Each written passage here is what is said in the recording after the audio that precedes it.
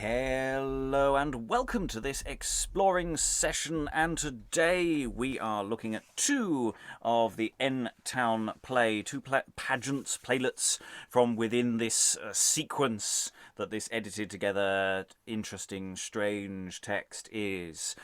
We are looking today at play 24, The Woman Taken in Adultery, and play 25, The Raising of Lazarus. Spoilers there if you didn't know how that story ended. It's as I say, it's one of these complicated texts. Is old N-Town. We think that the two plays we're looking at today are from an original cycle of some description, the cycle that's mentioned in detail at the beginning of the text in the bands. And we're doing these plays before we get into the big passion plays, the plays that are definitely crowbarred into the manuscript from a separate source, and which are really where, to a degree, the meat is, as it were. But we're going to find out what these two individual playlets will give us in this session. And today, a reading, hopefully, Internet Gods willing, reading Accusator, Consolator number 2 and 4, and Peter is...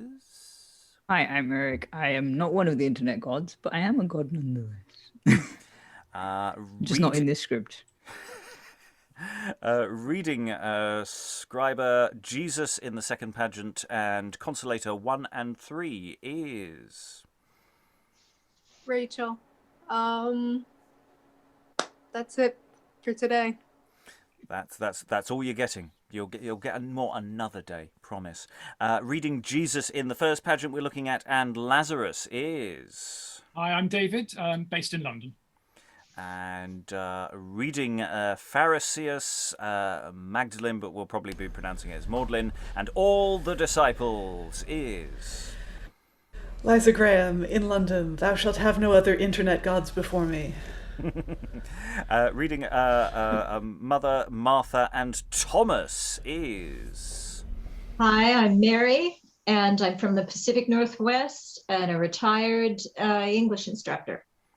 And I'm your host, Robert Crighton. I will be reading what few stage directions there are. I will also dive in occasionally to read some of the spare parts left lying on the floor, the young man and John.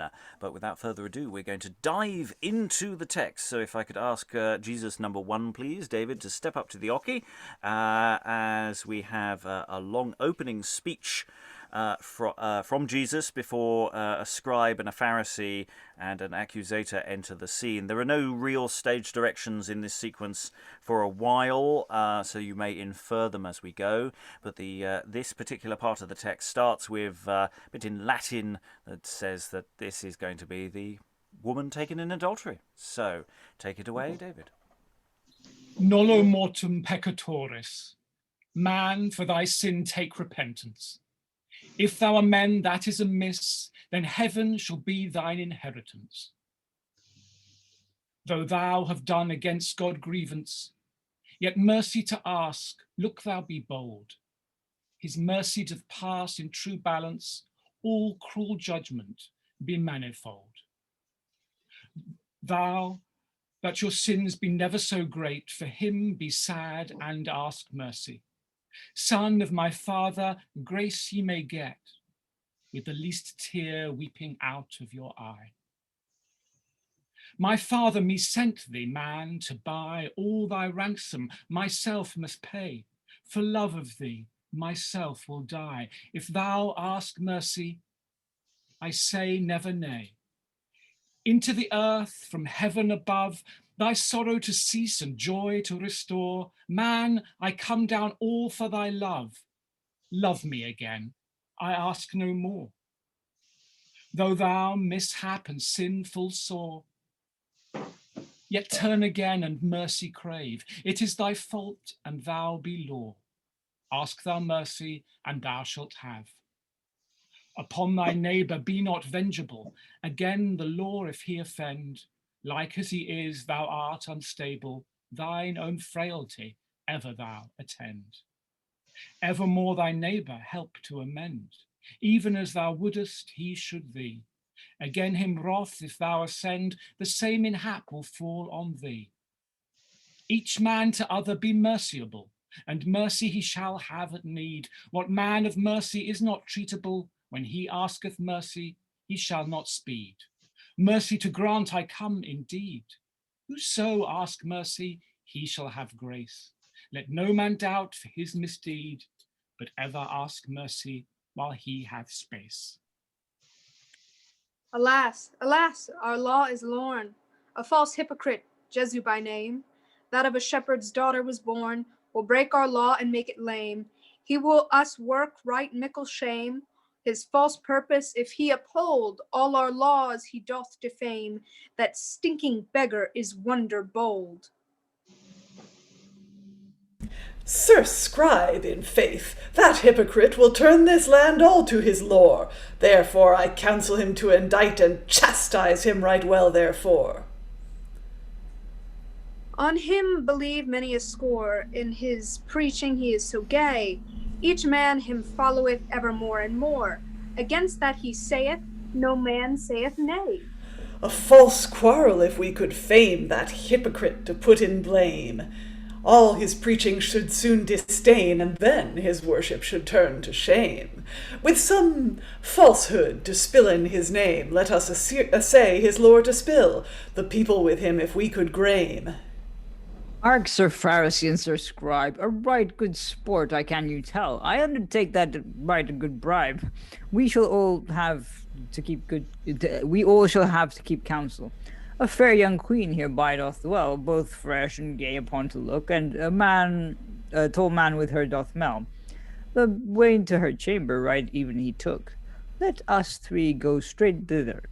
The way full even I shall you lead, and we shall take them both together while that they do that simple deed. Art thou secure that we shall speed? Shall we him find when we come there? By my troth, I have no dread, the hair from thy form we shall rear. We shall have game, and this be true. Let us three work by one assent.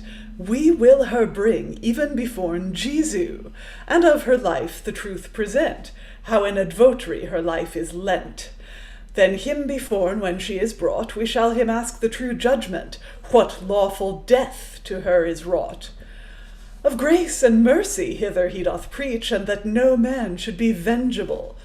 Again the woman, if he say reach, then of his preaching he is unstable. And if we find him variable of his preaching that he hath taught, then have we cause both just and able for a false man that he be caught. Now by great God, ye say full well, if we him find in invariance, we have good reason, as ye do tell, him for to bring to foul mischance. If he hold still his dalliance, and preach of mercy, her for to save, then have we matter of great substance, him for to kill and put in grave. Great reason why I shall you tell, for Moses doth bid in our law that every adulterer we should quell, and yet with stones they should be slaw. Again Moses, if that he draw that sinful woman with grace to help, he shall never scape out of our awe, but he shall die like a dog whelp. You tarry over long, sirs, I'd say you, they will soon part, as that I guess. Therefore, if ye will have your prey now, let us take them here in wantonness. Go thou beforn the way to dress, we shall thee follow within short while. If that we may that quain distress, I hope we shall Jesu beguile. Break up the door and go we in. Set to the shoulder with all thy might. We shall him take even in here sin. Her own trespass shall them indict. And before we get to the stage direction and this dramatic action of breaking down doors, this is much more engaged than I was expecting. I mean, I was expecting people being really, really judgy. In that way, I was expecting. But yeah, I wasn't expecting people breaking down doors. I mean, that's that. I like action like that. Just a brief note in content warning in advance, which I forgot to do, is the closer we get to the Passion, of course, the more risk of occasional random anti-Semitism just popping up. So I think it's important to just note that before we get to anything particularly problematic. Along with all the other problematic things that we're going to be engaging here. With a play called The Woman Taken in Adultery, we can expect that this is going to be full of many themes that might be tricksy. Thoughts from the room of the story so far, the action so far? Liza? Well, I don't necessarily think the anti-Semitism is random. I think it is with intent. Oh, yes, yes. As is and there should probably be a second content warning for misogyny, which we're about to have quite a bit of. Yes, by the very nature of the play that we are looking at, that's sort of embedded in. Yes. That's what makes this such a good maiden role. I get to be berated. Yes, we're going to berate you very, very severely. Very. I hope you won't do it again. Yes. Did you have more, Liza? Or just... That was all I had. Yes, Rachel.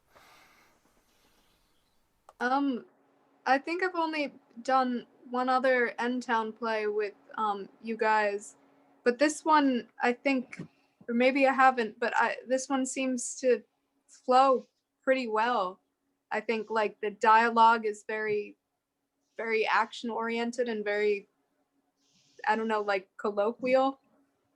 Very, very, very easy and to the point. It's not overly flowery, and it goes into it. We get a bit from Jesus at the beginning, but otherwise, if people are discussing what they believe, it's in the context of a practical, active case. Liza, and then Eric. Yes, we probably should have an editorial stage direction for Jesus to exit at the end of his speech, right?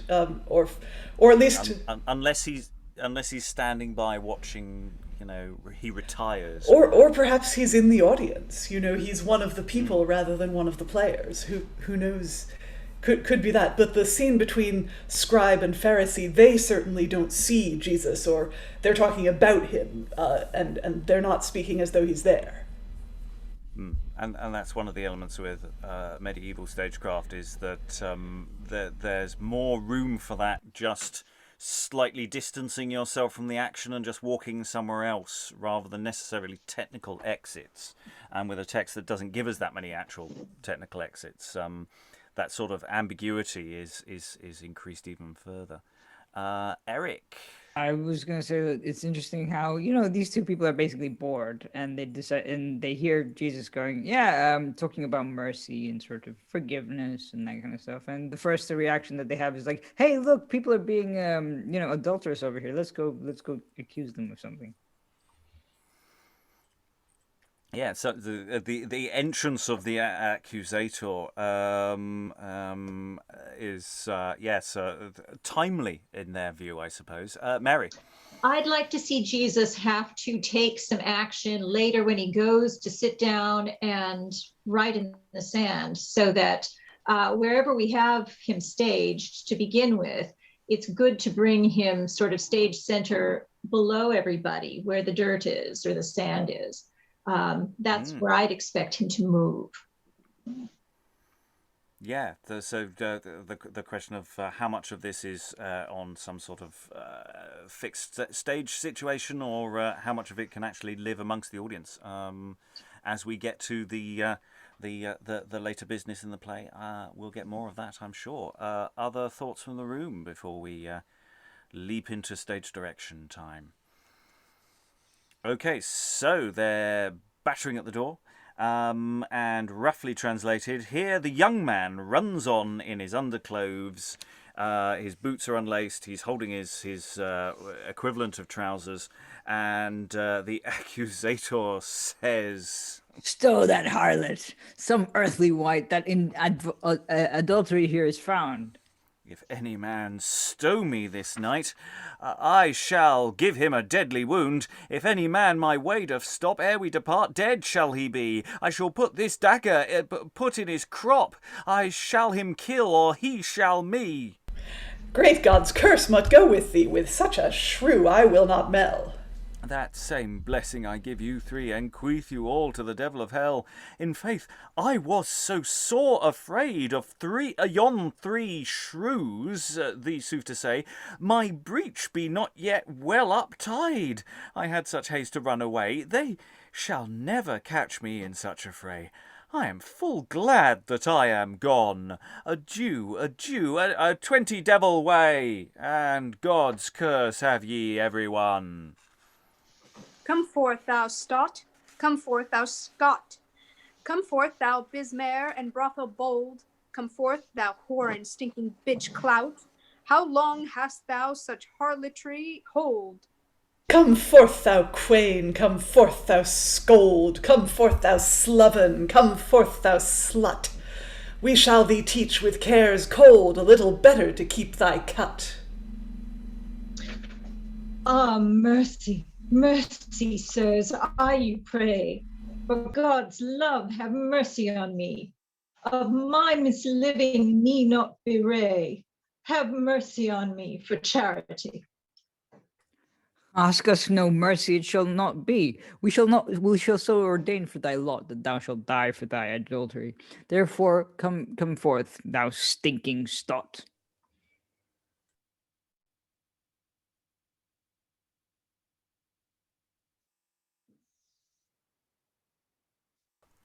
Mulier? Is Mary still with us? That looks quite freezy to me. Mary? We've lost... here she is again. Yes. Mary is back. Excellent. She just had some more adultery to do and then she came back. Absolutely. Is my accuser around? Yes, your accuser has just called you a stinking Stot. All right, but... Yes. Sirs, my worship, if ye will save and help, I have none open shame. Both gold and silver ye shall have, so that in cleanness ye keep my name. Meed for to take, we were to blame. To have such stots, it shall not be. We shall bring thee to such a game, that all advouters shall learn by thee. Standing ye will not grant me grace, but for my sin that I shall die, I pray you, kill me here in this place, and let not the people upon me cry. If I be slandered openly to all my friends, it shall be shame. Pray you, kill me privily. Let not the people know my defame. Fie on thee, scout, the devil thee quell. Again the law shall we thee kill. First shall hang thee the devil of hell, ere we such follies should fulfill. Though it like thee never so ill, beforn the prophet thou shalt have law, like as Moses doth charge us till, with great stones thou shalt be slaw. Come forth apace, thou stinking scout. Before the prophet thou wert this day, or I shall give thee such a clout that thou shalt fall down even in the way. Now, by great God, and I thee pay, such a buffet I shall thee take, that all the teeth, I dare well say, within thine head for who shall shake. Hark, sir prophet, we all you pray to give true doom and just sentence upon this woman, which this same day in sinful advoutry hath done offence. And we have, at that point, Jesus is wandering by stage direction to follow in a moment. So maybe he didn't exit totally, maybe he was sauntering around at a distance, and now they've seen him as he wanders back. I think there's so many things to unpack in this. Let's start with who I was reading. I was so afraid of them in there. I never want to go in there again. Honest, this is not a lie. And none of this is a lie at all, because I've just been caught by the various authorities. I'm not buying anything this young man says. Yeah, it's really interesting. They give up on punishing the man because he threatens them. So he's threatened to beat them while doing up his trousers with the other hand. He's threatened to beat them if they try and sentence him. So he escapes consequences, and it's just the woman. A man escaping all the consequences and it all falling on the woman. I can't imagine that happening in any context at all. I mean, that seems, yeah, that's the patriarchy working very strongly there. David, this seems to inject a moment of physical comedy as well, really, with him rushing out with his stockings around his feet. Yeah, I mean, Eric suggested in the chat that the dagger might also be a double entendre, and I quite like that about a semi-phallic object flailing about left, right, and centre. Yeah, it's a very interesting moment. It's a very brief moment. He's gone. There's no stage direction saying, but we can assume that he's scarpered, and we won't see him again. Other thoughts? I mean, linguistically, this is such a contrast with what we were doing last week with the misfortunes of Arthur. It's such a different world. I mean, it's sparer, but it's punchy as well, isn't it? It's mostly monosyllabic words. It just kind of punches at you, really. Well, and that's the power of insults as well as being able to construct very effective sentences there. Yes, in alliteration. And a woman caught in adultery is the archaic word there. So for those who have been updating it to adultery, it has been left as adultery for just to confuse you, because I'm cruel and mean. Eric, well, then... it means the same thing. It means the same thing. It really doesn't matter. You say potato, I say potato. Eric, then Rachel. Yeah, I was going to say that I just realized the sort of irony of having the scribe break down the door in the previous bit that we did, because the scribe would not exactly be the strongest one in the room. Even nowadays, if you expect academics to break down doors, it's kind of like... I suppose maybe he's the kind of scribe who writes on clay tablets. Maybe he's got the biceps or whatever. Yeah, true. But also it's kind of, I don't know, it's just very, very sort of different, very the escalation from sort of, hey, let's go accuse them, to violence and kill and fire and brimstone and all that stuff is very, very quick. Well, I mean, it's that thing. He comes out flailing, and this young man, pointing at this woman and running away. And then what does the woman do? She just immediately asks for mercy, of which there is none at all. I like that she doesn't call after the young man. She doesn't have any sense that he's deserted her. She's just dealing with the person in front of her, and she seems to be impressed by the person who will be in front of her. So and he also doesn't defend her at all. He threatens the accusers, but he doesn't say don't go in there. He doesn't try and take her away from them. Rachel. No, I was just whoever wrote this, I think they have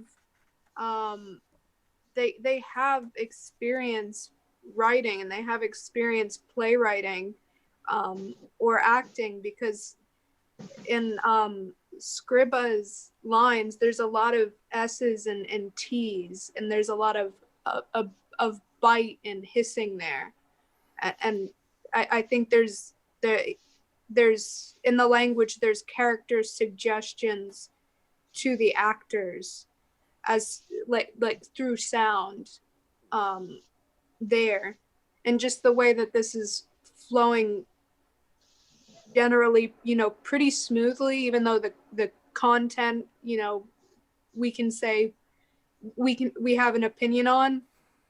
I think just it has that it just has experience being performed, or experience on the writer's part. Oh, Eric.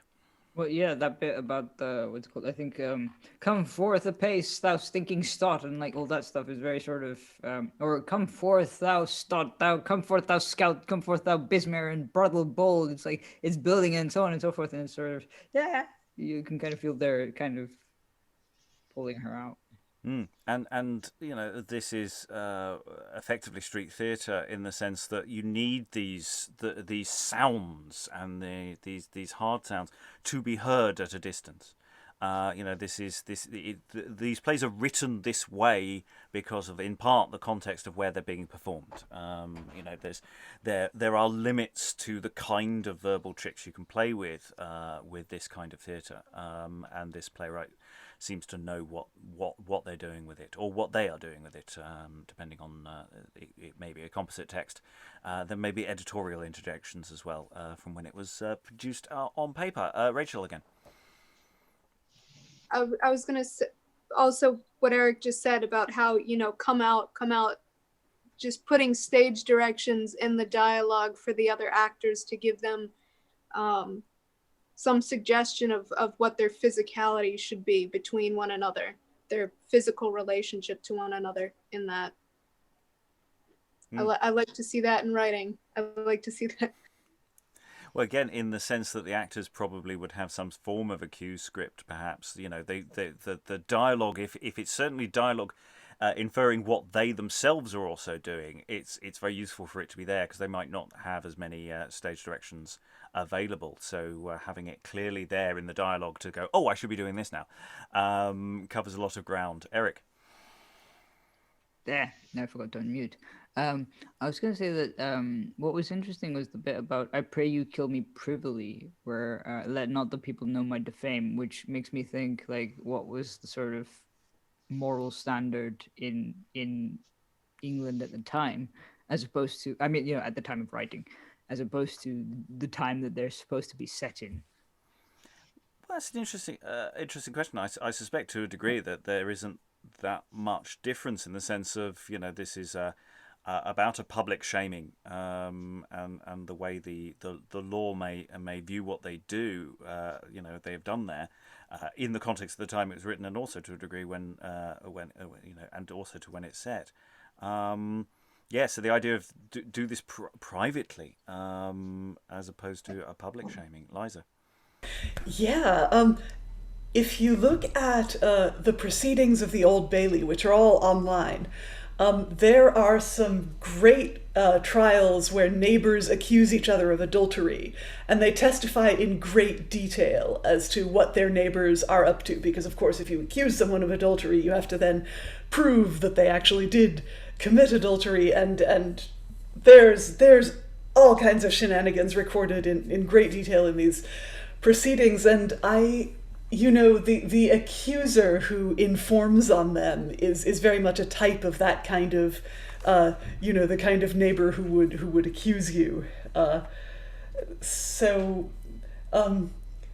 To us, it seems terribly archaic, but adultery was a crime, and people did get prosecuted for it right up until, right up until well past the 1600s. Okay, I think we should largely speaking complete this play. It's not a long play. We have now the Pharisee has been calling out to Sir Prophet. This what do you think? What is your doom and just sentence? Possibly sarcastically as well, because on their point of view, this is in part a trap to entrap him in the wrong answer. And the stage direction roughly translates, here Jesus, while the accusers attack the woman, so that he may already have been doing some of this prior, while the other dialogue was going on, he's writing in the earth with his finger. See, we have brought her to your presence, because ye be a wise prophet, that ye shall tell by conscience what death to her ye think most meet. In Moses' law, right thus we find that such false lovers shall be slain. Straight to a stake we shall him bind, and with great stones breast out their brain. Of your conscience, tell us thee plain, with this woman what shall be wrought? Shall we let her go quite again? or to her death shall she be brought?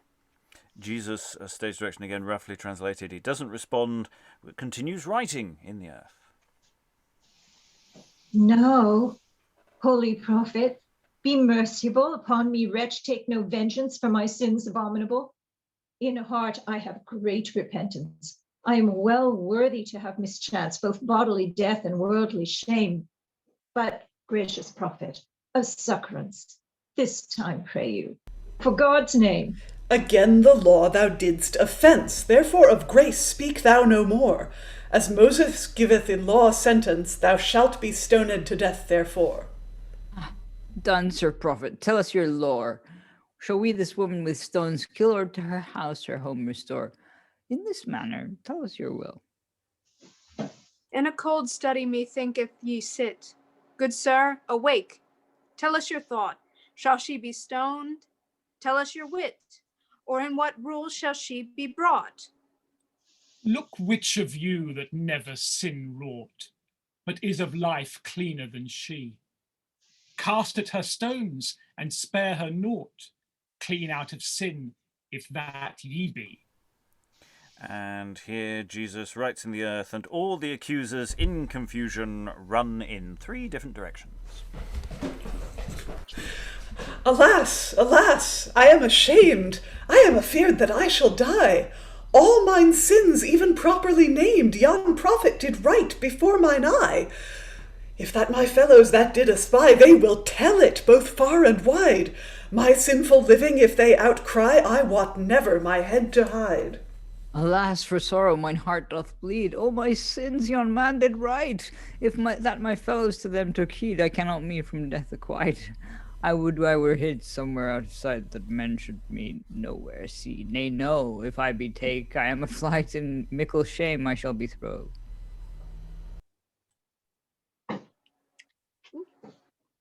Alas, the time that this betide. Right bitter care doth me embrace. All my sins be now unhid. Yon man before me, him all doth trace. If I were once out of this place, to suffer death great and vengeance able, I will never come before his face. Thou I should die in a stable.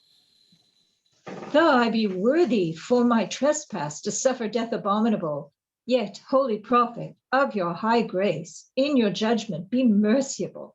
I will never more be so unstable. O holy prophet, grant me mercy of my sins unreasonable. With all mine heart I'm sorry. Where be thy foemen that did thee accuse? Why have they left us 2 alone? Because they could not himself excuse. With shame they fled hence, everyone. But gracious prophet, list to my moan. Of my sorrow take compassion. Now all mine enemies hence be gone, say me some word of consolation. For those sins that thou hast wrought, hath any man condemned thee? Nay, forsooth, that hath there naught, but in your grace I put me. For me thou shalt not condemned be. Go home again and walk at large. Look that thou leave in honesty, and will no more to sin, I thee charge. I thank you highly. Holy prophet, of this great grace ye have me grant. All my lewd life I shall down let, and fond to be God's true servant. What man of sin be repentant of God, if he will mercy crave? God of mercy is so abundant, that what man ask it, he shall it have. When man is contrite and hath won grace, God will not keep old wrath in mind, but better love to him he has, very contrite when he them find. Now God that died for all mankind, save all these people both night and day. And of our sins he us unbind, high Lord of heaven, that best may. Amen. And all together now, amen. Yeah, it's really it's this thing about Jesus just standing there, not saying anything. People keep talking to him, and he doesn't say anything, and that's going to be a repeated motif in later elements of his narrative. We will see that again. So Yeah, and that's the thing that giving him power is the person who's just standing there, just calmly doing and everybody else is giving him the attention. So there's something about the sort of absence that is Jesus sometimes in these plays. Sometimes Jesus will come on and do lots of long speeches, and sometimes he's just a figure standing there doing very, very little, and there's something actually more powerful about that. And then we get comedy confusion.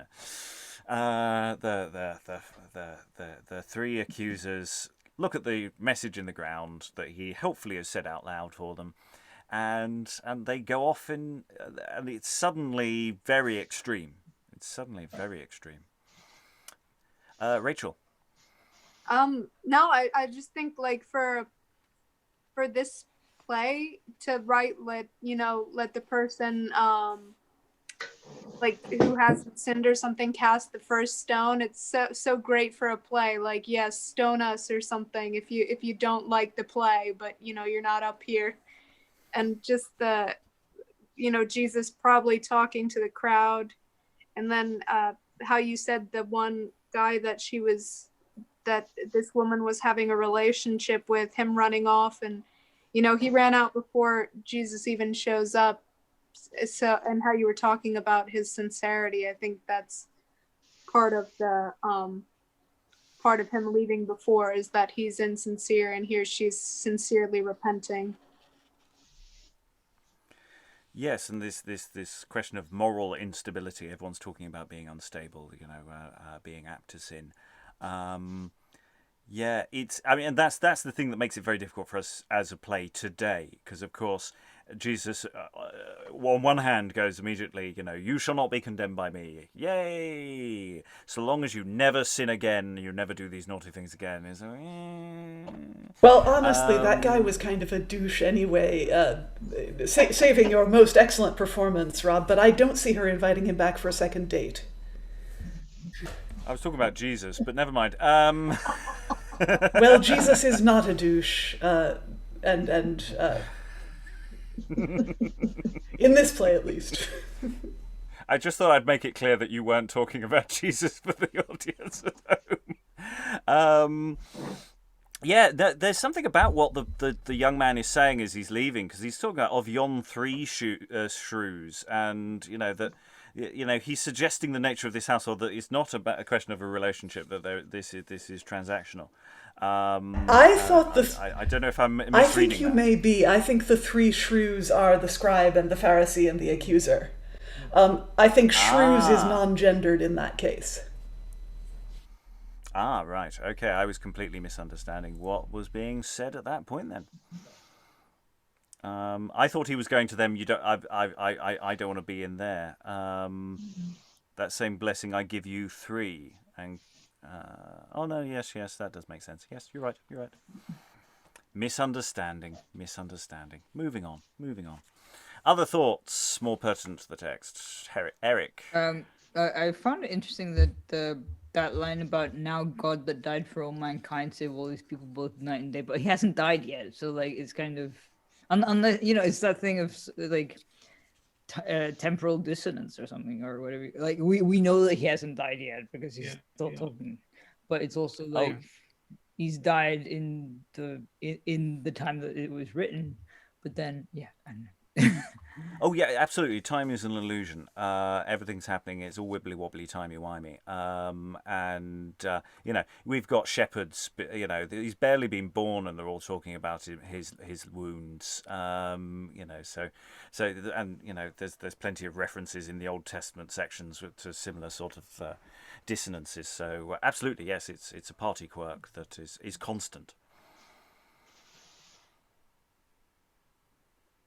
Okay. Any final thoughts? I say final thoughts. Any additional thoughts on the play overall? That's it. It's relatively short. It's barely 300 lines long. It's fairly tight in its construction. It's a slightly more tricky play for us to be doing today outside of a very, very specific context. It's not one of those universal ones. That can be played to all houses. Any additional thoughts on any of the characters, any of the structure of the play? Eric and then Mary. So, like the universal ones, like the slaughter of the innocents, you mean? Yeah, something that everyone can enjoy. Mary. I wondered if plays like this were used to scare women straight. It does seem like it might be, and because again, the man escapes consequences even from Jesus. Oh, you don't know what Jesus does 5 minutes later. He's round the back. That he never walks the same again. Anyway, moving on. It's not often you silence Liza like that. That was rather well done. I try every so often. David, I'm going to come over to your house. We're probably not that far from each other, actually. So. It's true. Do not break lockdown the rules, please. Okay, so that's it for Play 24 for the moment. We may add some final thoughts at the end. We're going to go on to Play 25 and the raising of Lazarus. So we're swapping Jesus's round. Jesus is now Lazarus, and one of the other characters is now Jesus. It's all, yes, everybody, clean slate. So here begins the raising of Lazarus, but before Lazarus can be raised, he has to be poorly and die.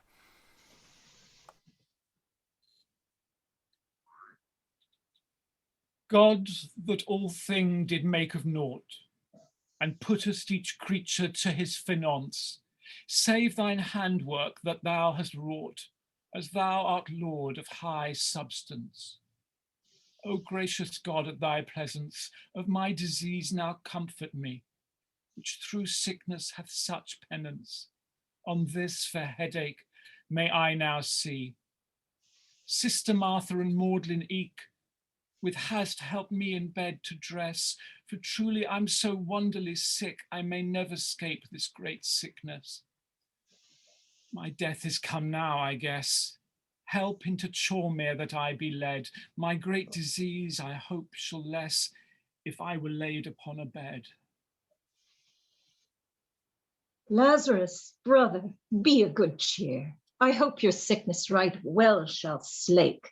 Upon this bed rest you right here, and a good sleep I say to take. Now, gentle brother, for God's sake, lift up your heart and be not faint, and heavy household with us ye make, if deadly sickness hath you attaint. Forsooth, dear sister, and I may not sleep. My sickness so sore doth ever increase. Of me I pray you take right good keep, till that my pain begin release. God grant grace that it may cease of sickness. God make you sound, or else our joy will soon decrease. In so great pains if ye lie bound. Ah, brother, lift up your heart. Your heavy cheer doth us grieve once. If death from us should you depart, then were we brought in cumbrance. Ye be our brothers, Sib of alliance. If ye were dead, then had we none. Ye do us bring in distemperance, when ye us tell ye shall hence gone. Dame Martha and Magdalene, how fareth your brother?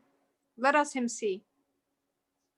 He is right sick, and hath great pain. I am afeared dead he shall be.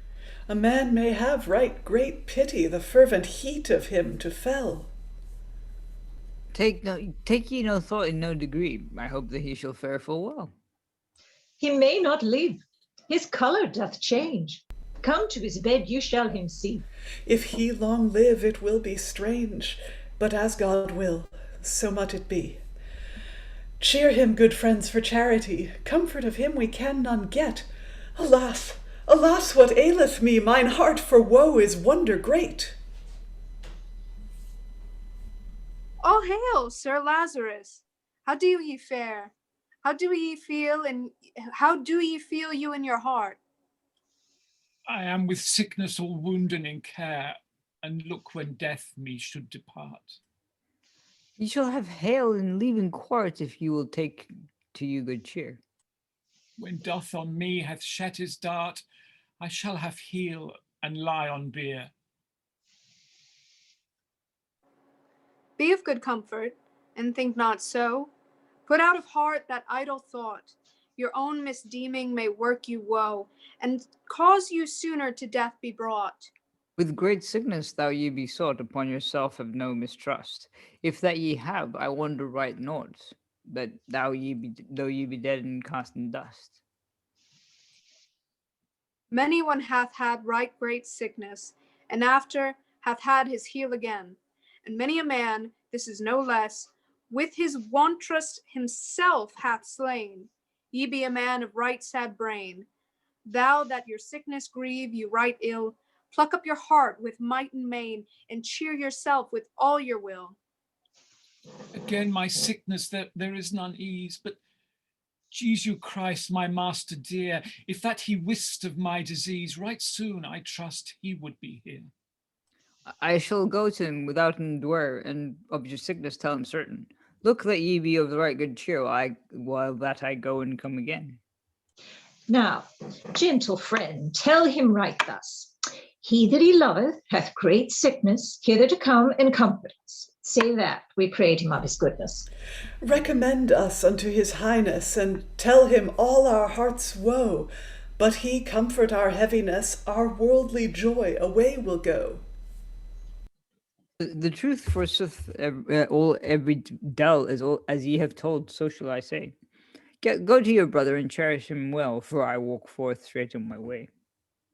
What cheer, good brother? Tell me, I pray, what will ye eat? What will ye drink? Look what is pleasing to your pay. Ye shall have what ye will think. My wind is stopped, gone is my breath, and death is come to make mine end. To God in heaven my soul I queath. Farewell, sisterin, for hence I wend. And here Lazarus dies, etc. A helpful etc. there in these stage directions. I'm not sure how death. Surely death does not have an etc. You can. Anyway, I've always thought of death being a really well. I suppose etc. in his case. It's not so much a destination as a journey. Yes, so we've got sickbed. It's quite dynamic. I mean, we've got no stage directions again until that. But we've got a sickbed. We've got Martha, Magdalyn around Lazarus, and then we get these four figures who, in the reading here, are read as two, alternating, coming to visit.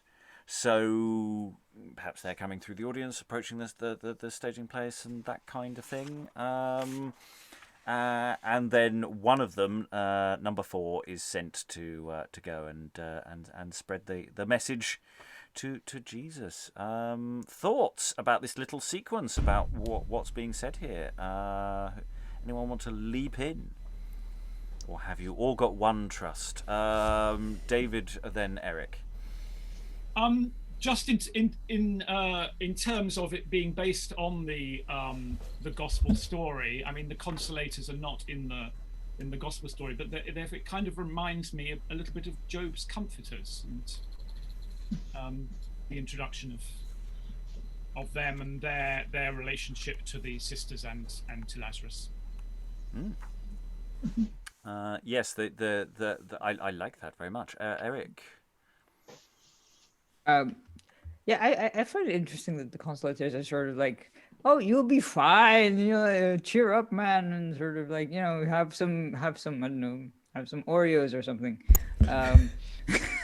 or I don't know, have some spinach in Popeye's case. Now, if only you'd offered that, Eric, I might still be here. Yeah, I don't recall the biblical precedent of the Oreos, but it's Liza.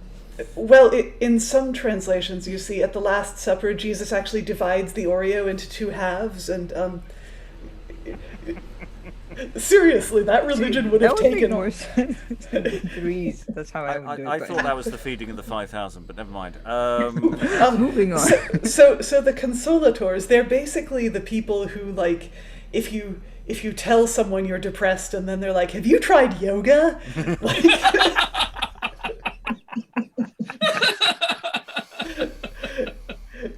you know, they're the wellness enthusiasts.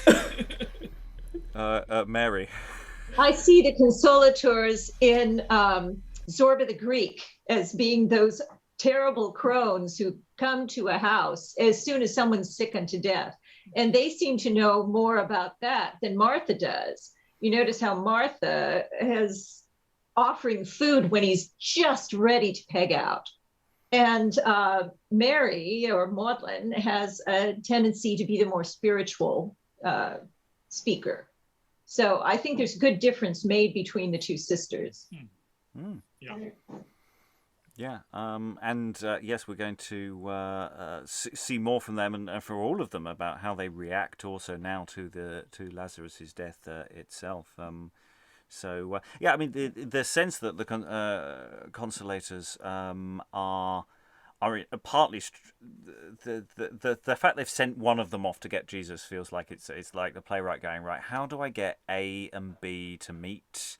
You know, they need to hear a message, therefore they need a character to deliver the message, and it's sort of they expand from there. And I think there are other traditions in storytelling and other plays that deal with this kind of business as well.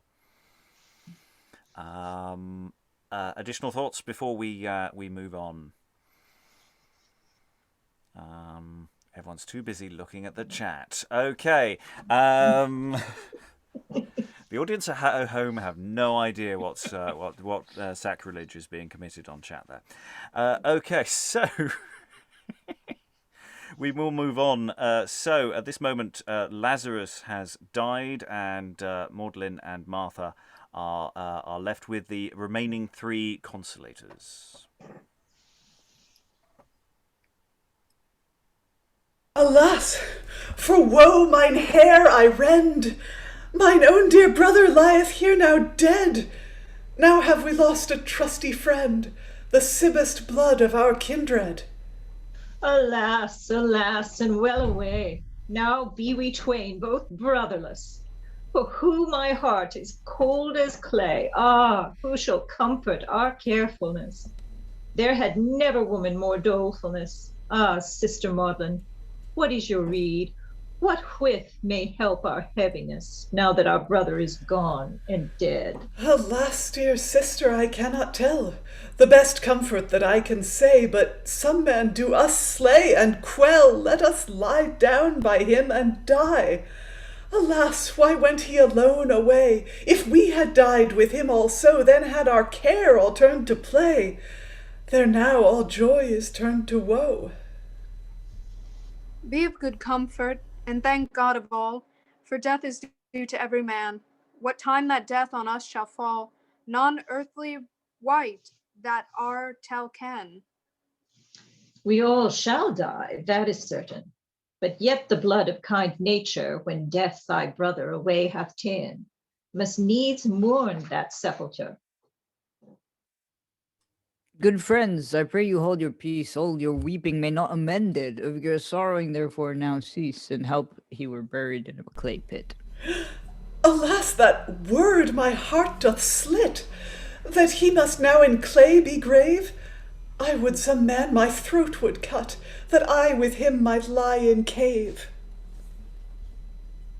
Both head and foot now he is wound, in a sheet both fair and clean. Let us bear him straight to that ground, where that ye think his grave shall be. We be full loath that pit to seem, but standing it may no better be. The course take up you three between. With careful heart, you follow, shall we? And here they carry the corpse to the sepulchre, so some sense of changing place, or at least within the context of this stage. Alas, comfort I see none other, but all of sorrow and care and woe. We doleful women must bury our brother. Alas, that death me will not slow. If I to pit with him might go, therein evermore with him to abide, then were my care all went me fro. There now great sorrow doth wound me wide. This corse we bury here in this pit, Almighty God, thy soul might have, and with this stone, this grave we shite, throw ravenous beasts thy body to save. He is now brought into his cave. Mine heart for woe this sight doth kill. Let us sit down here by the grave, ere we go hence weep all our fill. Us for to weep, no man may let before our face see this sight. Alas, why doth death us not fet, us for to bring to this same plight? Rise, for shame, ye do not right. Straight from this grave ye shall go hence, thus for to grudge against God's might. Against high God ye do offence. Sith I must needs with you hence gone, my brother's grave let me first kiss. Alas, no wight may help my moan. Farewell, my brother, farewell, my bliss. Home to your place we shall you wise, for God's love be of good cheer. Indeed you do right sore amiss, so sore to weep as ye do here. Let us go home then to our place. We pray you all with us to abide, us to comfort with some solace, till that our sorrow doth slake and slide. You for to comfort at every tide, we shall dwell here both night and day, and God that made this world so wide, be your comfort that best may. And they move off, or do they? There's a whole series of questions, because the scene is now going to shift to the delivery of the message by Consolator 4 to Jesus. This excess of grief, it's not really, but you've got characters saying, that's enough now, that's enough grieving, because he only literally died 2 minutes ago. You should stop being sad now. This very compact. I mean, in hot countries you do bury the dead fairly swiftly, but the compacting of stage time here. Is there music? Is there a procession? Is there more in the dramaturgy that we just don't have because there aren't stage directions for them? Or would we infer that and add that? We've had really lengthy looks at grief before, usually again from the female characters. We've had this later in the plays Christ's Burial and Christ's Resurrection, where the lamenting is truly epic. But there's a little taste of it here as well. Thoughts about this little sequence of grief. Liza, then Mary. Just that they talk about burying him in a clay pit, which seems like the sort of burial that an English person of this time would have. But then they bury him in the same kind of tomb that Jesus later has, possibly using the same set or the same pageant wagon. They bury him in a cave with a stone rolled in front of it, which, dramatically, visually, it's going to parallel Christ's resurrection and Christ's burial later. I got those in the wrong order. They bury him first, then they resurrect him. It's the best way. Which Magdalyn is also going to witness, of course. So, I don't know. That's interesting. And how do we feel about Consolator 1 saying, "We'll come home with you and stay with you," and to, I'd be going, no, I'm good. He's like, Martha, why did you invite him? Yeah. Because they have consistently, through all this, they have been no help at all. The only one who's shown any sense of initiative and to do anything useful has left is Consolator 4. Mary, then Eric. I think the hardest thing in this little scene is the mention made of the grave clothes, because you can't have them ready with the grave clothes. They weren't expecting him to die. And so there might be some necessity to have something white to put over him dramaturgically, because we're not going to see him all bound up. It's not like the gospel story. This is going to take us to a different place. So that's going to put something lightly across him at some point, but definitely not try to put a winding sheet around him. Yes, something a bit simpler and a bit quicker, just for pure timing purposes. Eric? Yeah, I was gonna say that it's interesting how it's the Consolators that start talking about, like, now he's wound in a sheet both fair and clean, as opposed to like the sisters are so distraught that they can't deal with it. Or how many people are there? You know, maybe there's more unspeaking people. You know, is this a whole ritual? Is this incredibly complex? And I say the idea that the question of music, you know, it's not uncommon for there to be music as part of this. So you know, is there a whole funeral procession and ritual going on here that we're just getting the bare bones of because we don't have that many stage directions? Rachel. The Consolators, they seem like a chorus in some way, just the returning to them again and again after they say things, even though they're interacting with the other characters. Yeah, it's especially exacerbated by the fact that we've truncated them down to 2 here as well. Other thoughts before we move on? David, muted at present.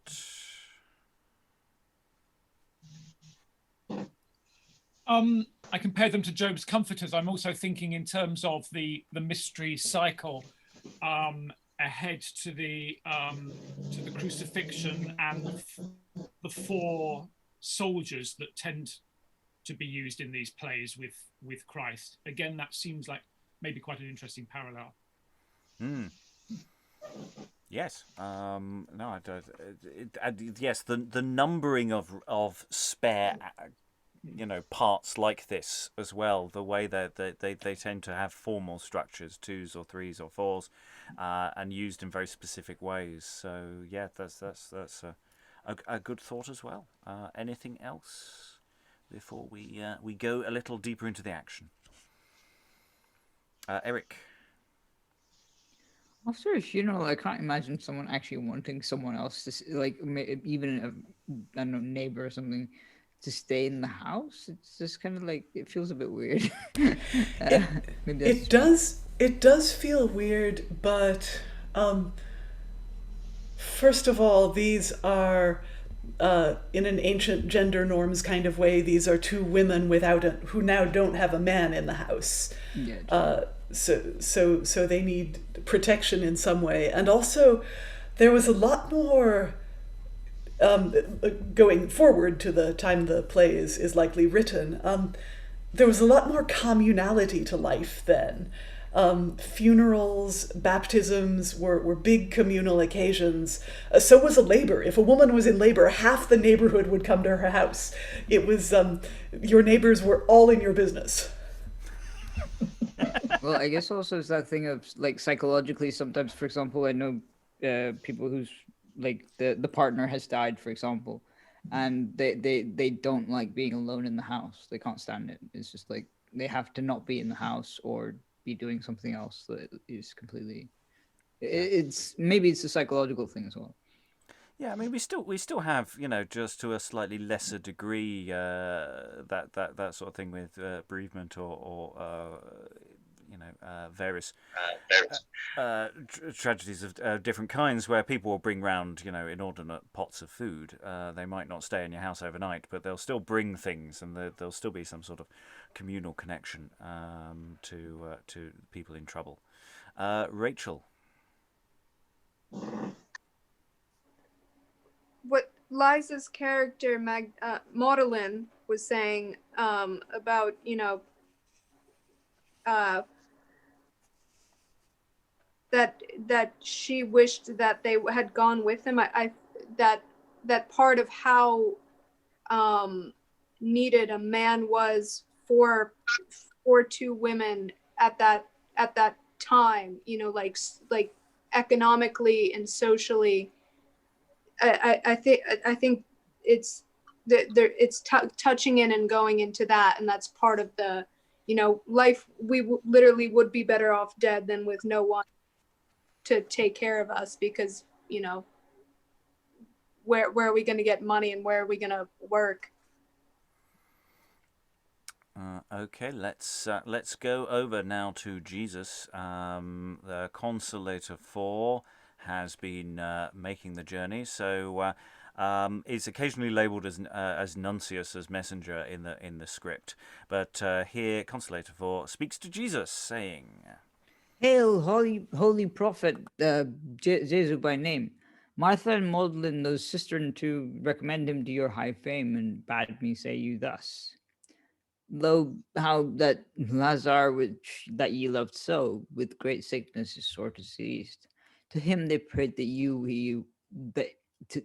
him they prayed you that you would go, if that your highness therewith would please. Deadly sickness Lazarus hath none, but for to show God's great glory. For that sickness is ordained alone, the Son of God to glorify. They be in doubt that he shall die, great sickness him sore doth hold. For fervent heat his blood doth dry, his colour changeth as they me told. Go home again and tell him thus, I shall come to him when that I may. At your commandment, O prophet Jesus, I shall him tell you as ye do say. Come forth, brethren, walk we our way, into Jewry go we anon. I came not there full many a day, therefore thither now will I gone. The Jews against thee were grim and grill. When thou were there, they would thee ha slain. With stones they sought thee for to kill, and wilt thou now go thither again? 12 hours the day hath in certain, in them to walk both clear and bright. He shall not stumble again, hill nor plain, that goth the way while it is daylight. But if men walk when it is night, soon they offend in that darkness, because they may have no clear sight. They hurt their feet oft in such murkness. But as for this, yet nevertheless, the cause, therefore, I thither will wend, is for to rise from bed express, Lazarus that sleepeth are all their friend. Of his sickness he shall be save, if that he sleep, good sign it is. Lazarus dead and laid in grave, of his sleeping ye deem amiss. I was not there. Ye knew well this, to strength your faith, I am full glad. Therefore I tell you the truth, I wis. Our friend is dead and under earth clad. Then go we all right even straight thither, thereas our friend Lazarus is dead, and let us die with him together, thereas he lieth in the same stead. Thee for to die, have thou no dread? The way straight thither in haste we take. By the great might of mine Godhead, out of his sleep he shall awake. All hail, Martha and Magdalyn eke. To Jesu I have your message said. I told him how that your brother was sick and with great pain in his bed laid. He bade ye should not be dismayed. All his sickness he shall escape. He will bind here with the braid, as he told me he cometh in rape. That holy prophet doth come too late. Our brother is buried 3 days ere this. A great stone stoppeth the pit's gate, thereas our brother buried is. Is Lazarus dead? Now God his soul bliss. Yet look, ye none take none heaviness. So long to weep ye done amiss, it may not help your soreness.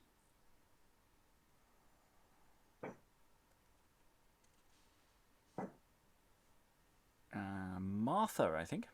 Sister Magdalyn, come out of hall. Our master, am I? No.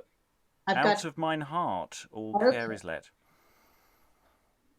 Oh, a little bit farther here. Out of mine heart, all care to let, all sorrow and woe to cast away.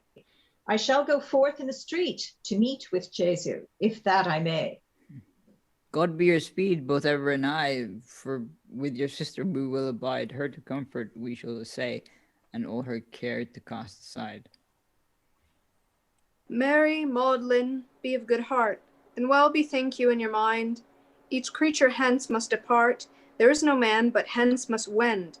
Death to no wight can be a friend. All thing to earth he will downcast. When that God will, all things hath end. Longer than him list, nothing may last. I thank you, friends, for your good cheer. Mine head doth ache as it should breast. I pray you therefore, while ye be here, a little while that I may rest. That Lord that made both east and west grant you good grace such rest to take, that unto him should please most best, as he this world of naught did make. And we're just going to pause there. An awful lot of scenes has occurred in suddenly very quick succession. We've gone from the messenger reaching Jesus, the Consolator 4 exits from Jesus. Jesus talks to the disciples, says we're going to go to jury. Disciples go, let's not do that. That's not a great plan. And he says, we will. And they say, well, hopefully Lazarus is going to be fine. And he says, no, he's dead. And then presumably they go off to travel. And then we're back with Magdalyn and Martha, and the messenger has made his way all the way back to this other thing. So I'm starting to think this doesn't really work on a single stage setup, that this is a multiple stage setup with journeying time between platforms. That seems to fit this pageant much better than anything else. But yes, because not only do they Consolator 4 comes back and says, hey, Jesus is he's on his way, it's all going to be fine, he's already dead. And Martha says she's going to go out and join him. So Martha exits, and in a moment we're going to have Martha meeting with Jesus. Is that on the road? Is that outside of the stage area where everybody else is? Is this a separate stage area to where even the tomb is? Is that another separate space? So there's all sorts of questions about how fragmented this performance space is for this particular pageant. Thoughts from the room about the disciples who are in unison and really problematic?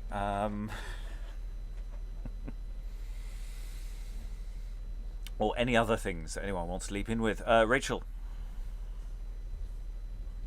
I feel like for this one that there's just some unwritten entrances and exits for and by some I mean probably a lot, but I just imagine that I feel like this could be indoors or something like that, where it's just people walking in or out, or out. I'm not sure, but yeah. Also, just that thing of how these things always overlook the fact that Jesus is Jewish. Yes, that's the really problematic element of the disciples' speech of, oh, those Jews are going to get us. Hang on, everybody's literally. There's almost not a single character. There's one character sort of in this sequence who's not anyway. Liza. Jesus is Jewish. His mother is Jewish. Everybody's Joseph Jewish. Yeah. Only Pilate later on. That's and a few other people. That's it. Sigh. Anyway. Yeah. So the disciples seem to know Lazarus, and to also and to say, thank you, he's going to get better. And then when Jesus tells them that he's actually dead and buried, Thomas says, well, then we'll all go and die with him. And Jesus says, you don't need to worry about dying. So, foreshadowing. Yeah. I did like Jesus' speech about walking by day and walking by night. That's The verse is really nice here, and it reminds me a bit of the Middle English poem Pearl, whose author is also anonymous. Yes, the Tomb of the Unknown Playwright is a large one. Other thoughts in the room? Mary? Just that everyone in the community would have known that Jesus used to stay with Lazarus, Martha, and Mary. The gospel writer points that out. So the audience, presumably at the pageant, would have realized that this was a place that everybody knew. Everybody knew that the master would come there. So that makes it seem natural for that to be the center of their focus. Additional thoughts before we move on? Because, as I say, lots of action, lots of movement. Martha, I say, going out to meet with him, if that I may, sort of semi-asking permission there. And Magdalyn has gone in to have a rest. Wherever in is, she is now resting. So yeah, there's this constant shifting of people and potentially location is really interesting there. Eric? And time, because she said that it's been 3 days. Like the guy just crossed the stage and came back. What the hell happened? Yeah. Yeah, that's theatre. That's theatre for you. The someone walks across the stage. Time has passed. That's all you need. Okay, let's go on. So Martha runs up to Jesus, and in some fashion that is not clear, they will start pulling together all the other people towards them, or they will travel towards them. There is no stage direction to join that. But however, Martha goes to Jesus here. Ah, gracious Lord, had ye been here, my brother Lazarus this time had lived. But 4 days gone upon a bier. We did him bury when he was dead, yet now I know withouten dread what thing of God that thou do crave. Thou shalt speed of the high Godhead. Whatso thou ask, thou shalt it have. Thy brother Lazarus again shall rise, a living man again to be. I wot well that at the great last size he shall arise, and also we. Resurrection thou must me see, and endless life I am also. What man that dieth liveth in me, from death to live he shall again go, each man in me that faithful is, and leadeth his life after my lore of endless life may he never miss. Ever he shall leave, and die nevermore. The body and soul I shall restore to endless joy. Dost thou trow this?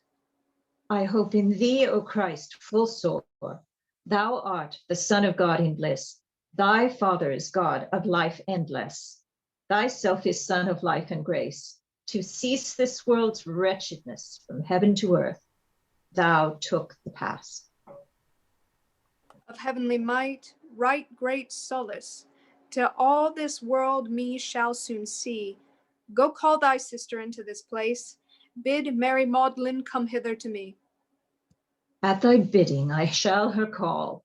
In haste we were here you before. Alas, my mouth is bitter as gall. Great sorrow in my heart in twain hath scorn, now that my brother from Sith is lorn. There may no mirth my care relieve, alas, the time that I was born. The sword of sorrow mine heart doth cleave. For his dear love that all hath wrought, cease some time of your weeping, and put all thing out of thought, in this care that you doth bring.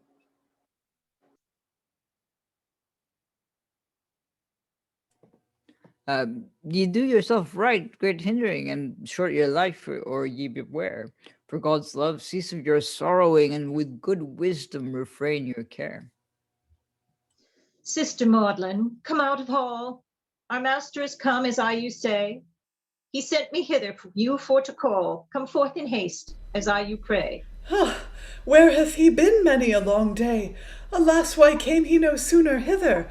In haste I follow you anon the way. Methinketh I long or I come thither. Hark, good friends, I you pray, after this woman in haste we wend, I am afeard right, in good fay, herself for sorrow that she will shend. Her brother is so sore is in her mend, she may not eat, drink, nor sleep. Straight to his grave she goeth on end, as a mad woman wherefore to weep. Ah, sovereign lord and master dear, had ye with us been in presence, then had my brother on live been here, not dead, but quick, that now is hence. Again death is no resistance.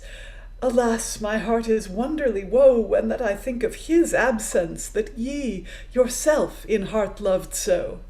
I'm just going to pause there before we go a little further forward. So again, we've got a series of entrances and exits. Jesus talks to Martha, exiting there or moving to a different space there, as Magdalyn and the Consolators come in, and then Martha returns to them. So again, it's this constant flux. It's quite filmic in many ways. I mean, the way it flows is... because, as I say, it's not like necessarily these are proper exits. It may be just a slightly different space that they're travelling to. It could be exits. It could be that they're making quite literal exits, but it may not function that way. As we go forward, I'll take on Consolator 1 and 3 so that we don't get them confused with Jesus, which is just a thing starting to get in the way of the doubling. Any thoughts on this? We've got a constant thing of people berating these Martha and Magdalene for excessive grief. There's something really, and it's difficult to what the gender or what the responsibility of the Consolators 1, 2, 3, and 4 are. I mean, I'm just wondering who they are, if we are thinking of them as individuals, and what that sort of implies for a modern audience primarily. Rachel. I don't know if them saying that these women need to get over their brother's death so soon speaks to their own gender. I think they could be either gender, because you can have women who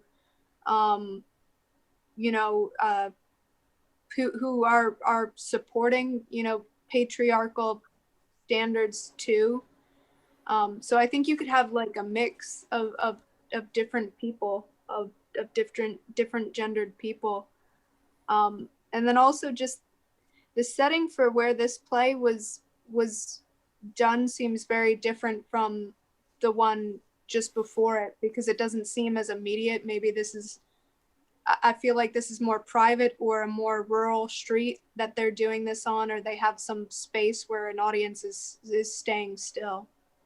Yeah, the previous one felt very self-contained. It felt like it could be done on a small stage in a very isolated fashion. This feels like a very different dramaturgy, using a very different space arrangement. I mean, potentially could be done on a relatively small space, but it doesn't feel like that. David, then Eric.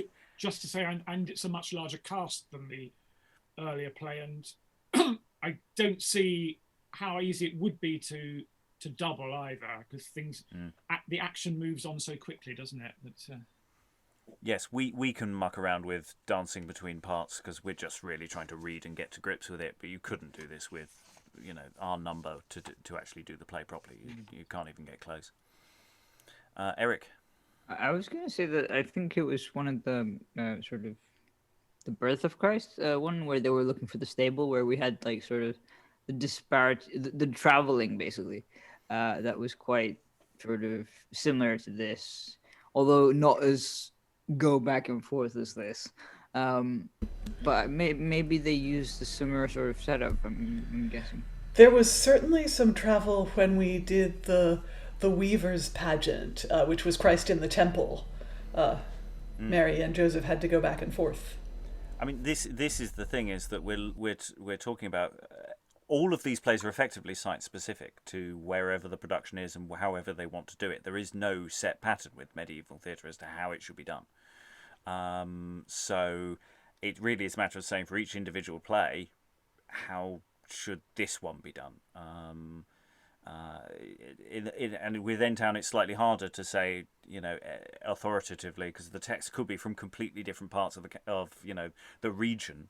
Whereas York, we know at least York is a specific document about a very specific practice at a very specific time, and we can be relatively definite about how that would work, though details will vary. Here, it really is up for grabs. Rachel? I don't. This is just from. Maybe it's just because I'm comparing the two plays that we're doing together, just because we've done them together. But this second one, I feel like maybe is not by a professional company too. Like I think it's well written, and I'm sure it's getting into the acting of it, but just the way it's written, it just seems so different and much more private in a way. Like I don't know how to say it. Like maybe it was commissioned by somebody and it was, yeah, I don't know. Maybe this is something that people undertook privately in a congregation, like a congregation, as opposed to like professional actors, which the one before this seemed like it was something in a company's like repertoire that they'd pull out on certain occasions or in certain places. Yeah, the Mary. I think they could play this like it's Shrovetide right before everybody goes into Lent, because you're going to be thinking about resurrection later, but you're not going to be able to play it during Lent because nobody plays during Lent. So, I can see a time in the calendar when it would be really useful. There is an element when we're talking about private and devotion. This document itself, this collection of plays, may have been collected as a semi-private devotional text.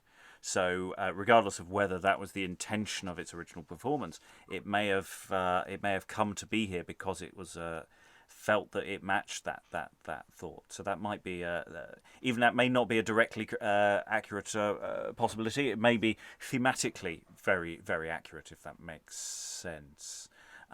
So many possibilities, so many questions. I think we're going to read on to the end of the text as best we can. We're going to be dancing around a little bit. I will be Consolator 1 and 3. Eric, I will also very briefly be John later on, in the same way that Eric will be dancing between Consolators 2 and 4, but he will also be Peter later on at the very end, and I'll still read stage directions, and hopefully this will all make sense. So somewhere around here, Jesus may be entering. Magdalyn, etc., are still in mourning. Consolator 1, Consolator 2 are commentating thusly. When we have mind of his sore death, he was to us so gentle and good, that mend of him our hearts slayeth. The loss of him doth mar our mood. Be better neighbour never man stood. To every man he was right hand. Us he did refresh with drink and food, and now he's gone. Gone is our friend. Your great weeping doth me constrain, for my good friend to weep also.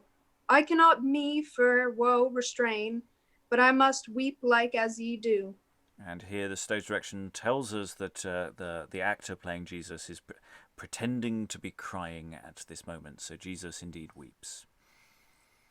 Behold this prophet, how he doth weep! Lo, he loved Lazarus right wonderly sore. He would not else for him thus weep so, but if that his love on him were the more. A straw for thy tale, what needeth him to weep? A man born blind, did he not give sight? Might he not then his friend on life keep by the virtue of that same high might? Where is he put? Tell me anon right. Bring me the way straight to his grave. Lord, at your will we shall bring you right. Even to that place there he doth lie in cave. When that we had the messenger sent, ere he had fully 1/2 mile gone, died my brother, and up we him hent. Here in this grave we buried him anon. The might of the Godhead shall glaive you every one. Such sight shall ye see hence, or ye wend. Set to your hands, take of the stone. A sight let me have of Lazarus, my friend. He stinketh right foul long time ere this, 4 days gone. Forsooth he was dead. Let him lie still, right even as he is. The stink of his carrion might hurt us, I dread. As I have thee told, sight of the Godhead, thyself shouldst have, faithful if thou be. Take of the stone, do after my rede. The glory of the Godhead anon you shall see. Your bidding shall be done anon full swift. Set to your hands and help each one. I pray you, sirs, help me to lift. I may not raise it myself alone. In faith, it is heavy stone, right side of weight and heavy piece. Though it were twice so heavy as one, under us four we shall it raise. Now is the stone take from the cave. Here may men see a ruly sight of this dead body that here lieth here, grave wrapped in pitiful plight. And Jesus raises his eyes to heaven. I thank thee, Father, of thine high might, that thou hast heard my prayer this day. I know full well, both day and night, ever thou dost grant that I do say, but for these people that standeth about, and believe not the power of thee and me, them for to bring clean out of doubt, this day or might they all shall see. And here Jesus exclaims in a great voice, Lazarus, Lazarus, my friend so free, from that deep pit come out and on. By the great might of the high majesty, alive thou shalt on earth again gone.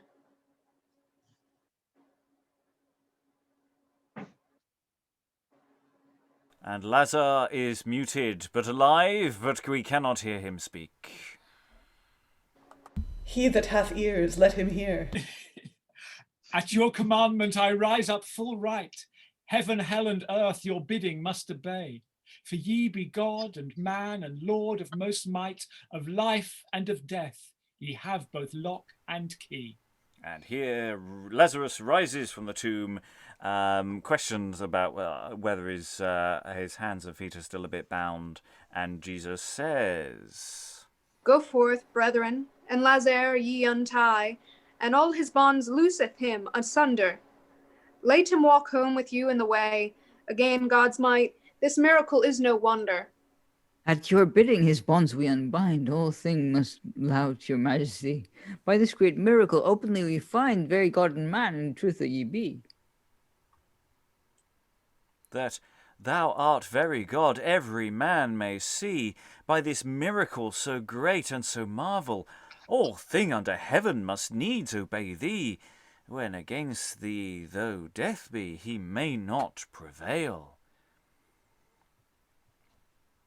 I think it falls to Eric to be all of the consolators. We all with one voice for God We all with one voice for God do thee know, and for our Savior we do thee reverence. All our whole love now in thee doth grow.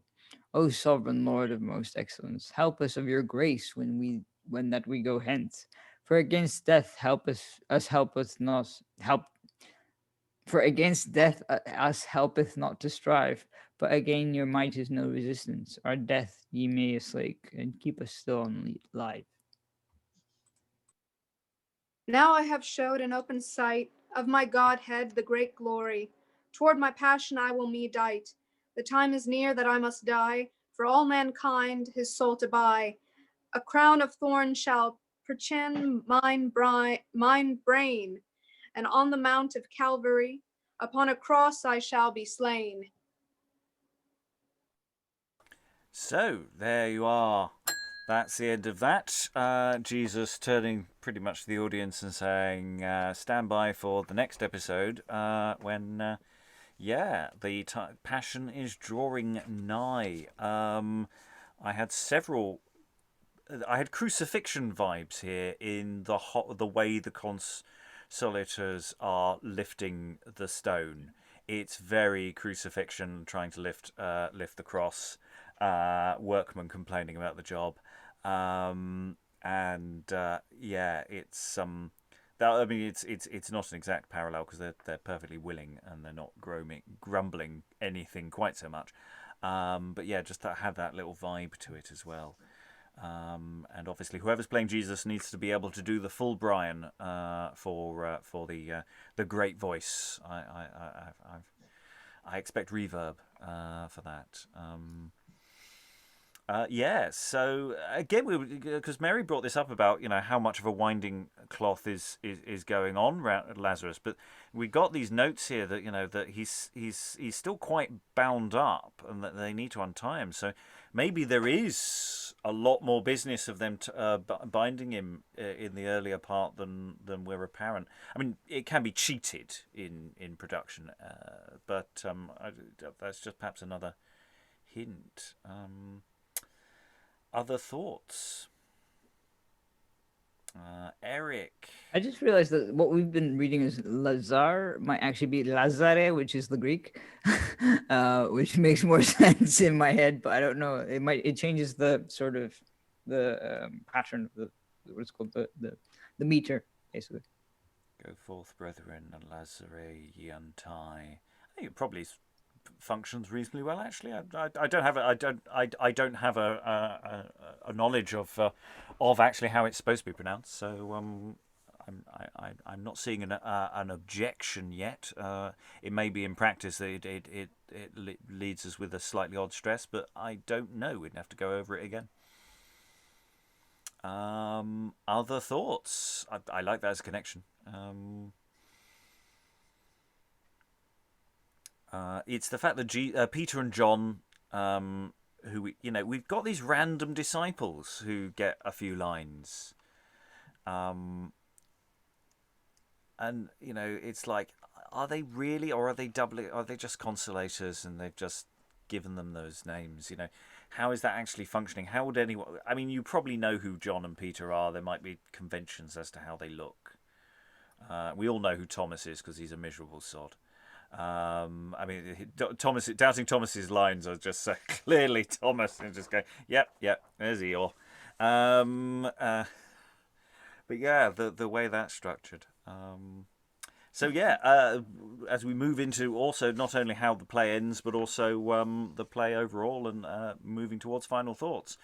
Rachel, do you have thoughts that you wanted to? Yeah. No, I think. How you were saying before that there's music in this, and that there's not there's so many missing entrances and exits. I really don't know, my personally I'm leaning towards this being performed in a church, and in the service, the things of the service happening in between. But then again, that I'm thinking of it from like a Catholic perspective, just because that's part of my cultural background. Even though this, I'm not sure if you guys over there have had the Protestant Reformation yet. This play has not met the Protestant Reformation yet. No. So then maybe I'm right, and there are some of these sacraments happening in between, because the part towards the end with Jesus saying, "I thank thee, Father," I really feel like maybe some of the priests and the nuns are coming out here and doing this in a church for their congregation, and then "I thank thee, Father," being like a group prayer, because there's parts where he starts to talk, like to say all these people around me. That's a moment of acknowledging. I don't know. I think there is a lot of liturgical practice in Endtown. This sequence of plays, there are a lot of. We had earlier with the Mary play. There's a lot of liturgical business, music and text that you may associate. We have done a couple of late liturgical plays. which are explicitly supposed to be performed in church. The really early material for that is they're not really plays; they're just sort of bits of the service where they speak a few bits of dialogue, and there's a lot of singing. But by the time you get to the very early 16th century, we've got two texts that are brilliant plays, and they're fully formed plays, but they are designed to be performed inside in a church. I don't know that the way this is shaped is designed for that, but I don't have. There's no empirical evidence absolutely that it couldn't have been, and that it wouldn't work in that way. And that's a really nice thought. I'm really liking that, because I wouldn't have thought that, because I'd probably have stuck with my outdoor many stages thinking. It's just in the way the dialogue is structured in terms of it's very outdoors theatre-y.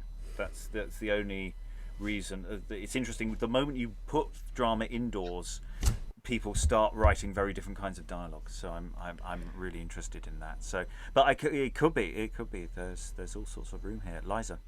But a church, especially, say, a cathedral-sized church, is very like an outdoor space in that, or it has its own acoustic challenges. You can't talk too fast. The echo amplifies vowels but eats consonants. And in a cathedral-sized church, you could have many stages. You could have, one in each transept, and one in the nave, and one at the other end of the nave. It's certainly possible. Yeah, and the fact that it does feel like a slightly different dramaturgy to the one we did before and some of the earlier ones we've done, it does feel slightly different. Not in an excessive way, but yeah, it is slightly interesting. Mary, then Eric. Well, just as Rachel said, she saw elements of liturgy perhaps being present in the area. I think that's how you can make those few scattered disciples have something to do when the consolators or consolators have to be sort of held back, because naturally the people who came with Jesus would know, make room for him, he's going to do something, So you've got that sense that all eyes have to focus in the center person who's going to do the great miracle, and maybe the disciples sort of hold back the consolators. And I think that's true even in a church, when some people want to go forward before it's time to go forward. And there's always vergers or somebody there who can sort of keep them in their places until it's time to go up. So I think that's church practice. And even if it's not literally church practice, it's the thing that will be extended from the church. And, if this performance is doing that, then it's feeding into a whole world of church practice that is still alive when this play is being performed and being copied and being turned into this document. Eric?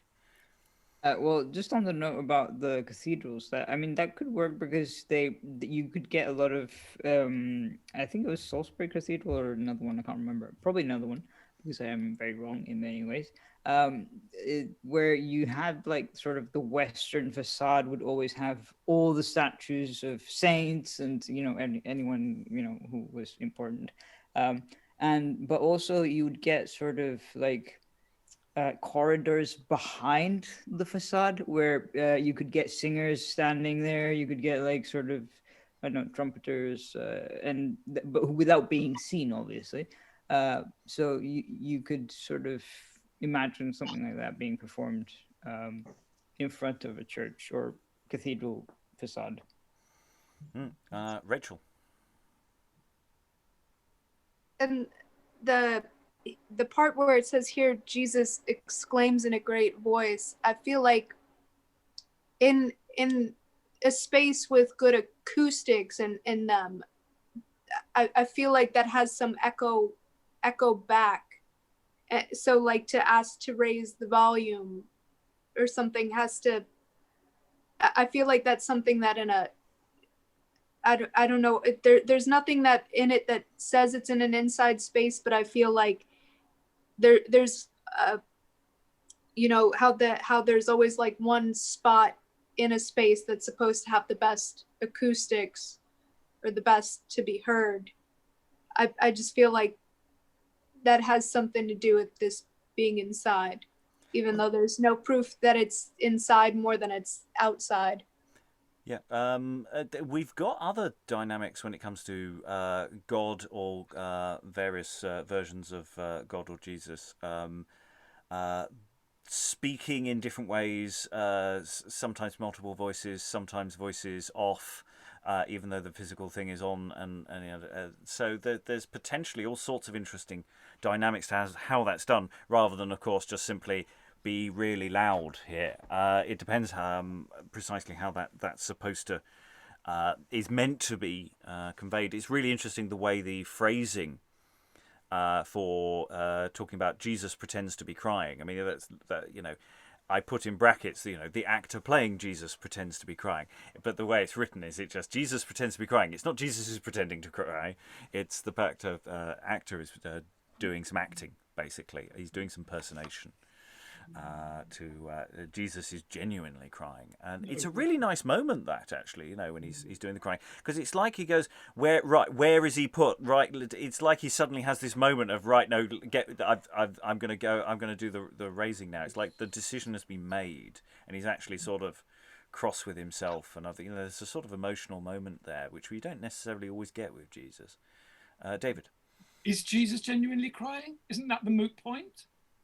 That Jesus doesn't need to cry because he knows that Lazarus is going to be returned to life. None of the others do. So Jesus is pretending to be crying. Oh, is he actually pretending? I think he's pretending. I think that is what that means. Oh, I think that's the moot point of the drama. That the others are saying, why is he crying? I mean, and he is. That's the way I read it. So, agreement or disagreement, Mary? Remember, all Sunday school kids memorized the shortest verse of the Bible, which was Jesus wept. Yeah. So, from childhood, all Christian children believed he really wept. Yeah. Eric. Yeah, but also in the text, he actually says. That he will die, and for the glory of God, for the glory of the Son of God, something like that, he will be raised, or something like I don't know, further up, because I closed the document anyway. So it's kind of like, well, he knows it's going to happen, but maybe he just doesn't expect it to be as brutal. I don't know, perhaps something like that. Well, perhaps weeping, at least in a moderate amount, weeping is part of the process of someone in your community dying. Now, the Consolators do reprimand Mary Magdalyn for excessive grief, which seems a bit harsh, given that she just lost her brother literally like 12 lines ago. But perhaps the weeping is something that needs to be done before he can resurrect the dead. I mean, of course, Mary is right. I know the passage, but I think this seems to be the center of the drama. Is about the nature of mourning. I think there's something going on here. I thought it was it was more this sort of infectious quality to this. Because everyone else is crying, he just can't stop himself. That seems to be what the lines are saying. Or that's how I read it. But Rachel and then Eric. I don't know.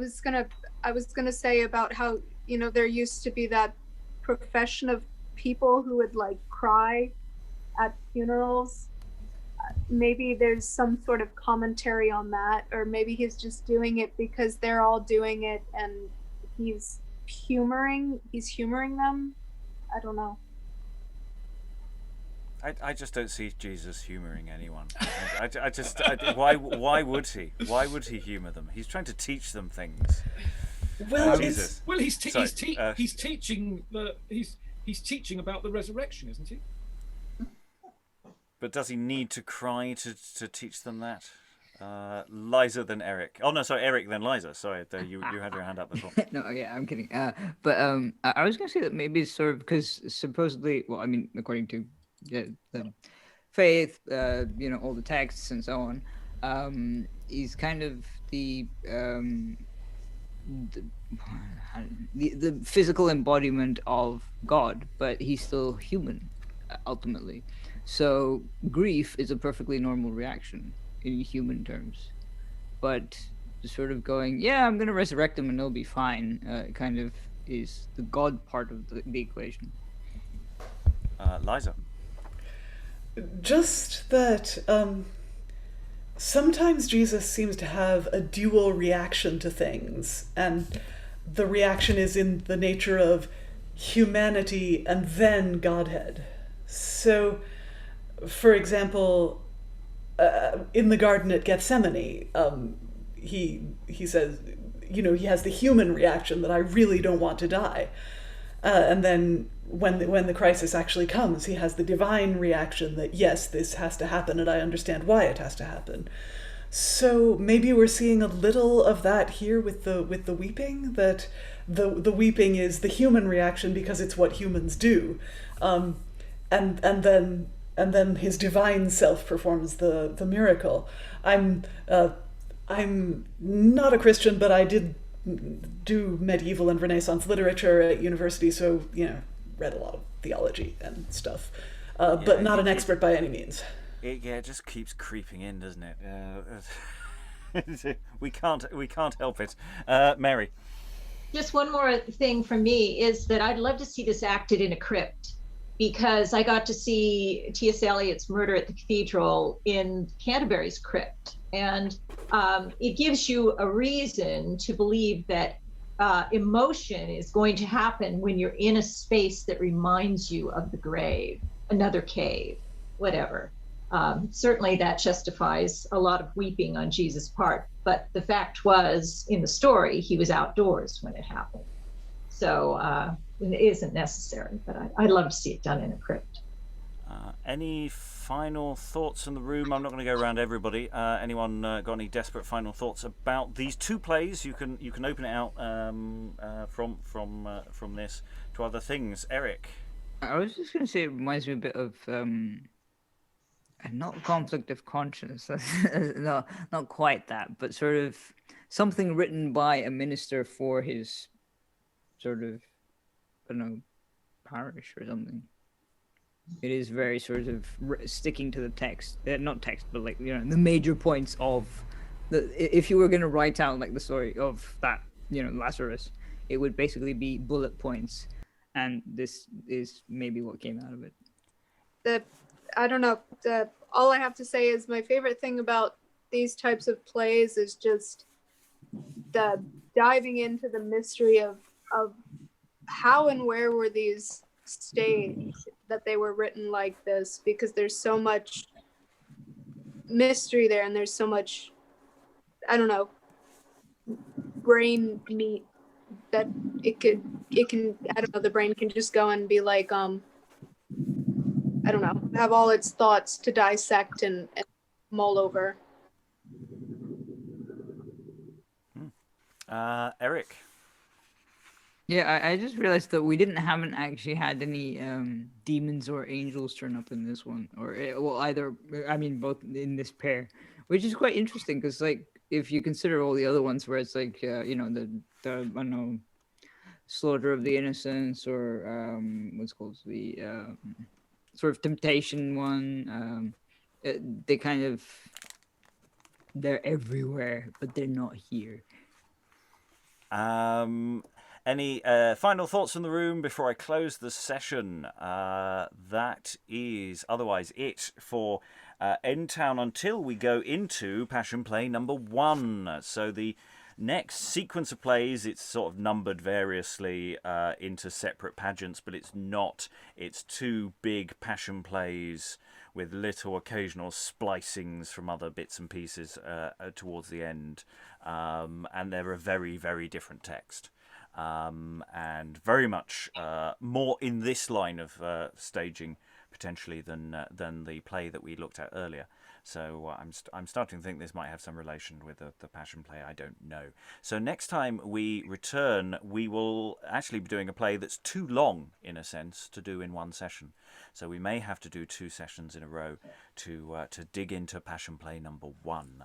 And same again probably for Passion play number 2. So I don't know how that's going to be scheduled. I don't know when that's going to be happening. I don't even know when this is going to be released. For those listening to it on the podcast, or for those watching it on YouTube, this may in fact be being dropped months after we record this, rather than in the usual overnight returns. So this is a message from the past to the future.